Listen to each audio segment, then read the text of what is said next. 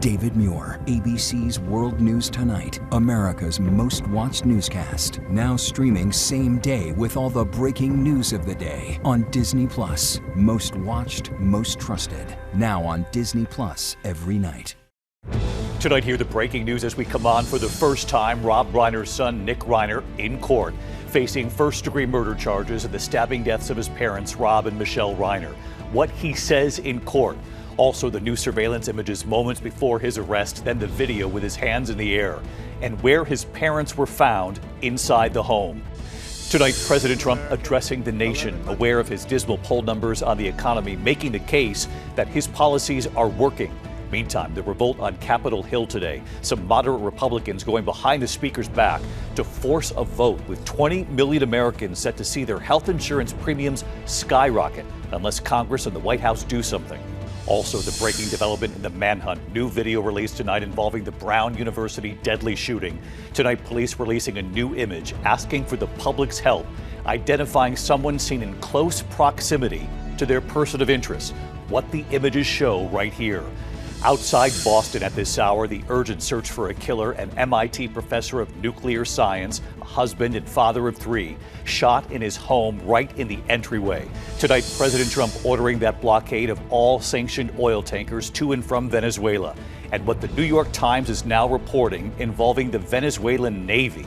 Martha Raddatz is here. We're tracking tonight a new cross-country storm with millions now set to travel for the holiday week ahead. Dangerous winds, rain, and snow, and we'll have the forecast. The small plane crashing into a neighborhood in the Northeast, hitting the roof of a home, bystanders jumping in. And our great Made in America Christmas a week from tomorrow. Tonight, the last-minute gifts right here. From the pies to the pottery to the gift for the family dog. There's something for everyone tonight. Made in America. From ABC News World Headquarters in New York, this is World News Tonight with David Muir. Good evening. We begin tonight here with the murders of actor and filmmaker Rob Reiner and his wife Michele. Tonight, for the first time, their son Nick Reiner in court facing first-degree murder charges in the stabbing deaths of his parents. The judge keeping him out of sight of the cameras, Nick Reiner behind a partition, wearing shackles and what's called a suicide prevention smock. What he said in that courtroom. Also tonight here, new surveillance video emerging showing Nick Reiner at a convenience store hours after the murders. And then the video showing his arrest near USC moments later. Nick Reiner with his hands in the air.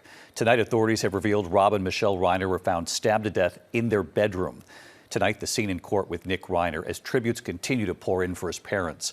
Among them, Billy Crystal and Meg Ryan, remembering the Reiners. ABC's Trevor Ault leading us off again tonight from Los Angeles. Tonight, Rob Reiner's son, Nick, making his first appearance in court, charged with his parents' murders. On behalf of Mr. Reiner, who's currently present in court, in custody. Shielded from the camera by this partition, Reiner was shackled, wearing a suicide prevention smock. Your Honor, if we could, I would like to ask for a continuance of the arraignment. He sat quietly, only speaking briefly, the judge asking him to confirm he wanted more time before entering a plea. Do you waive your right to a speedy arraignment? His arraignment is now pushed back to January. Outside the courthouse, his defense attorney, Alan Jackson, urged the public not to rush to judgment. There are very, very complex and serious issues that are associated with this case. These need to be thoroughly, but very carefully dealt with and examined. In new video, we're seeing the moment Nick Reiner was taken into custody Sunday. Cornered by police cars, his hands raised in the air. Just moments before his arrest, he was captured on this surveillance footage buying a drink at a nearby convenience store. Sources say early Sunday morning he had checked into this hotel in Santa Monica after police believe he killed his parents with a knife. Today, the medical examiner revealing their causes of death as multiple sharp force injuries. The LAPD says they were found in their bedroom. Law enforcement sources tell ABC News midday Sunday a massage therapist came by the house and called the Reiner's daughter Romy when no one answered the door, and Romy then found her father's body. Tonight, she and her brother Jake making their first statement since the tragedy, writing, "Words cannot even begin to describe the unimaginable pain we are experiencing. They weren't just our parents, they were our best friends." When Harry Met Sally star Meg Ryan breaking her silence, saying, "Thank you, Rob and Michele, for the way you believe in true love in fairy tales, and in laughter. And a group of the couple's closest friends, including Billy Crystal, Albert Brooks, and Larry David, recalling a line from one of Rob's favorite films, It's a Wonderful Life. Each man's life touches so many other lives, and when he isn't around, he leaves an awful hole, doesn't he? You have no idea. And David Nick Reiner is now due back in court January 7th for his arraignment. If he's convicted of murdering his parents, he could potentially face the death penalty. David. Trevor Ault leading us off here tonight. Trevor, thank you. This evening, President Trump addressing the nation, the president aware of his dismal poll numbers on the economy, making his case that his policies are working.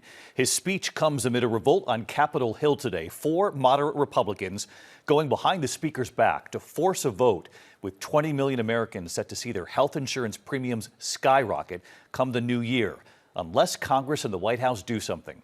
Here's Mary Bruce. Tonight, President Trump making his case to the nation in prime time, as polls show Americans are increasingly dissatisfied with his handling of the economy. We had the worst trade deals ever made, and our country was laughed at from all over the world. But they're not laughing anymore. Over the past 11 months, we have brought more positive change to Washington than any administration in American history.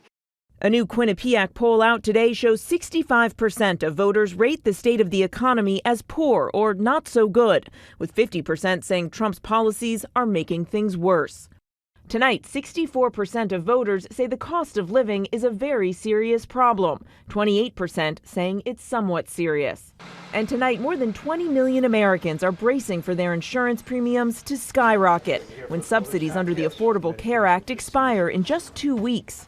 In a remarkable turn, 4 moderate House Republicans defying House Speaker Mike Johnson, joining Democrats to try and force a vote to extend those tax credits. To not act on the ACA enhanced premium tax credit expiration, to me, is wrong. President Trump has promised a health care plan for about a decade now.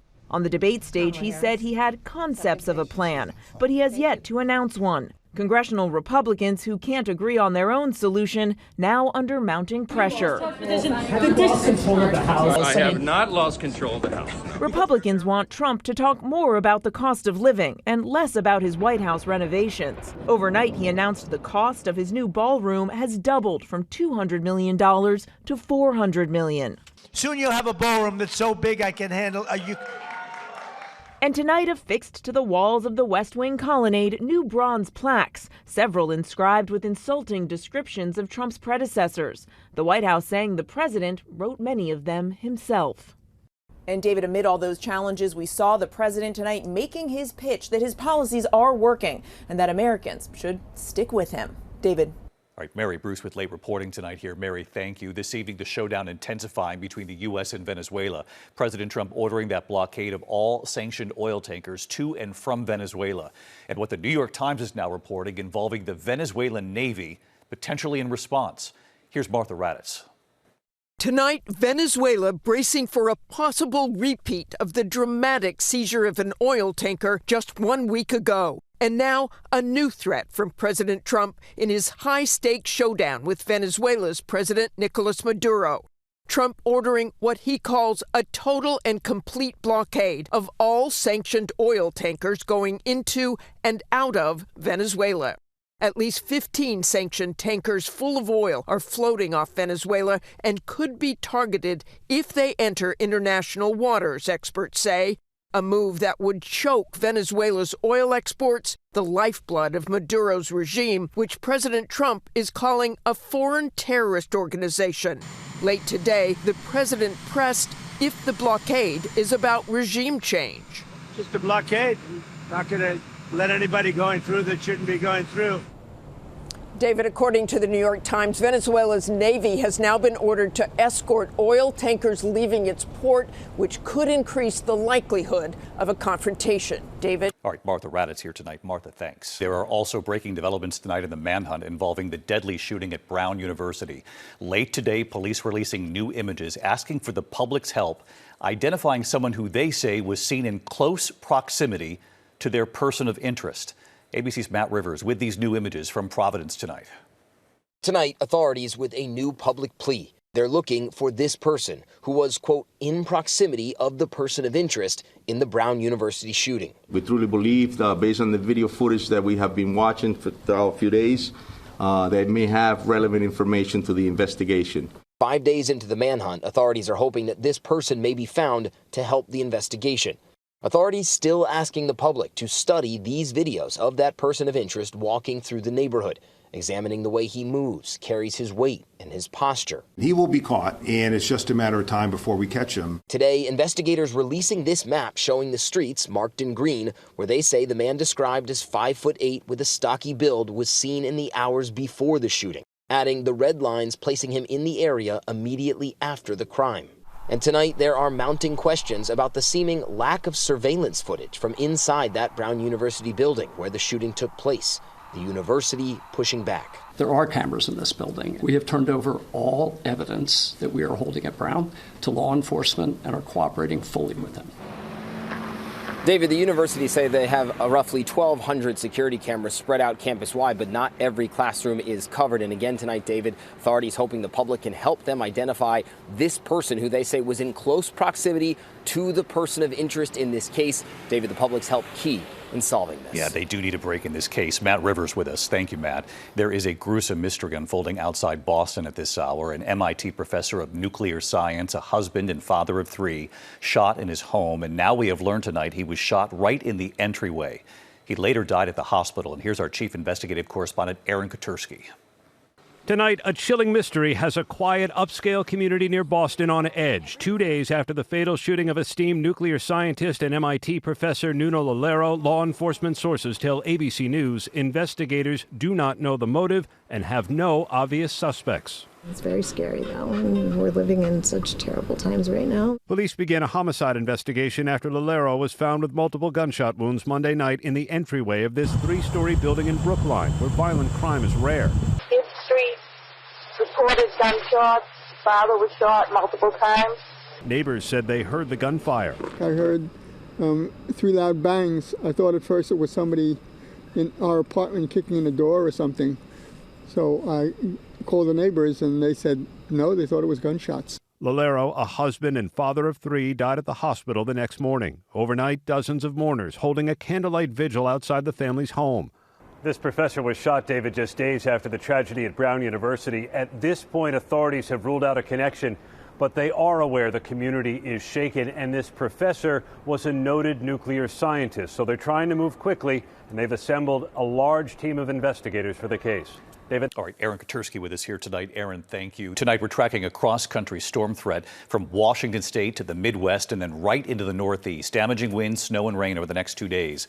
Flood watches, blizzard warnings, and high wind alerts already from the Pacific Northwest all the way across the country there. You can see it right there on the map. Winds gusting up to 90 miles per hour in some places. Snow, rain, powerful winds then moving into the Northeast by Friday. So let's get right to WABC meteorologist Brittany Bell with us tonight. Hi, Brittany.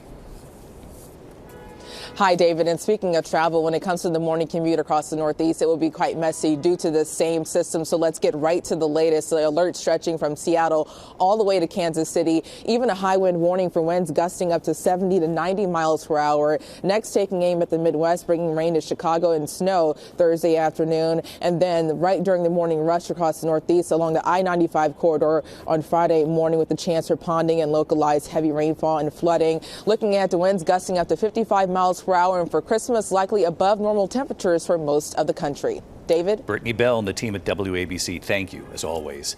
To more news tonight, New York Governor Kathy Hochul says she will sign the state's Right to Die bill passed over the summer in New York.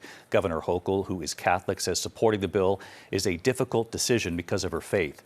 But she describes her mother's battle with ALS, saying, quote, "I am all too familiar with the pain of seeing someone you love suffer and feeling powerless to stop it." She plans to sign the bill next month. When we come back here tonight, the rescue, the urgent effort to get to people trapped on the ice, their vehicle crashing into the water, and you'll see it. Also, the small plane crash right into a neighborhood in the Northeast, hitting the roof of a home, bystanders jumping in. We have news tonight here about our longtime ABC News medical editor, Dr. Tim Johnson. He has a personal note tonight. And, of course, our great Made in America Christmas tonight, some last-minute gift ideas for you, from pies to the pottery, even some gifts tonight for the family dog. Something for everyone. Your One Thing coming up here. Tonight, a daring rescue outside Chicago after a vehicle plunges into icy water. Take a look. 3 people trapped in the water at a deep pond. The temperature outside just 1 degree. Police and firefighters climbing onto that thin ice. An officer going into the water to pull them out. The driver was later arrested on a DUI charge. A small plane crashing into a residential neighborhood in Nashua, New Hampshire, an hour north of Boston, clipping the roof of a home. Bystanders helping the pilot of that plane escape. He's okay. He was taken to the hospital. When we come back here tonight, there is a nationwide ice cream recall this evening. Also, we have news tonight about our longtime ABC News medical editor, Dr. Tim Johnson. He has a personal note to share tonight. To the index of other news tonight, an ice cream recall this evening. Danone U.S. is voluntarily recalling pints of its So Delicious dairy-free salted caramel cluster ice cream. They say the pints may contain foreign objects such as small stones. All have expiration dates before August 8th, 2027. And of course, we have more on our website for you. Tonight, our friend and longtime ABC News medical editor, Dr. Timothy Johnson, revealing his prostate cancer diagnosis in the hopes of helping other older men. Dr. Tim's cancer was found in a PSA screening that he had requested himself. Generally, they're not recommended for men over 70, but Dr. Tim, now 89 years old, urging men over 70 to get tested because Dr. Tim is confident that his disease can be controlled. You look great, Dr. Tim. We miss you, and we are thinking of you tonight. When we come back on the broadcast, our great Made in America Christmas, a week from tomorrow, the holiday, and you didn't disappoint. Tonight here, some last-minute gifts for under the tree. Finally tonight here, the countdown is on. Christmas 1 week from tomorrow. Tonight here, something for everyone, even the family dog. Tonight, it's hard to believe Christmas is now 1 week from tomorrow. Hi, David. This December alone, we've taken you to Alabama, Nevada, California, Georgia, North Carolina, New York, Idaho, Pennsylvania, Texas, Tennessee, Massachusetts, Missouri, Maine, and Maryland. Made in America. Your ideas, your one thing, made in America. Hi, David. World News Tonight viewer Joni Rivera with her idea tonight for the pets in your life. Here are my 2 rescues, my little Phoebe and my Renee. They're proudly wearing their Made in America collars, leashes. Hey, David, don't you think it's time for Axel to get a new holiday leashing collar? I'm sure Axel just heard his name. He just wants to know, am I getting a treat? In Conway, New Hampshire, the lights turning on at Lupine Pet. Hi, David. I'm Dave Jensen from Lupine Pet. We're shipping our collars and leashes all over America. Working overtime for your orders this season. Since 1990, 40 workers making dog collars and leashes every year, donating thousands of collars and leashes to dogs in need. Made in America! And tonight in Brooklyn, New York, Franca NYC. Hi, David. Co-founders Sierra Yabanik, growing up in Beijing, and Jasmine de la Guardia from Paraguay. We specialize in making handcrafted, hand-painted designs. Everything is proudly made in the U.S. Since 2016, 7 workers, 2 new hires, hand-making coffee mugs, dog bowls, pots for your plants and your kitchen. The clay from Pennsylvania and New Jersey. Mixing the clay, pouring it into the molds, letting it dry. Hand-painting every single one. Hand-painting this bowl right here, getting the orders out with a week to go until Christmas. Tonight, Simply Sorry, outside San Antonio. Hi, David. Husband and wife Stephen and Aaron Signs, handmade wooden beds designed to grow as your kids do. It can turn into a day bed by taking the side off and also a head and footboard by taking both sides off. The wood from Ohio. More than 2,500 beds made and counting. Children will be dreaming of what Santa brings in those beds. Made in America! And in Round Top, Texas tonight, Royer's Pie Haven. And they sure have decorated for Christmas. Hey, David. Owner Tara Royer Steele. Come inside and see what the pie is all about. 25 workers baking 300 pies a day. This is our blueberry lemon. Their blueberry lemon pie. We do a lemon cream cheese filling and a granola topping. Okay, this is Bud's chocolate chip pie. This pie, her father's recipe, and it was one of their first. We call this one the claim to fame. Kneading the pie dough, cutting the strips, making for us what they call Bob's Cherry Pie. Why is it called Bob's? Well, Bob was a family friend, and he loved this pie, so why not name it Bob's? Their Junkberry Pie. Has apples, peaches, blackberries, raspberries, strawberries, and blueberries. I mean, you might as well call it the new fruitcake. And they tell us tonight you can order them all on their website, and they'll get it to you in time for Christmas dinner. Made in America. You're making us hungry. We love your ideas. Made in America. We'll stay at it. We've got a week left. I'm David Muir. I'll see you right back here tomorrow. Good night. David Muir, the most watched newscast in America. And now, ABC's World News Tonight has won the Emmy for Best Live News Program for the 3rd year in a row.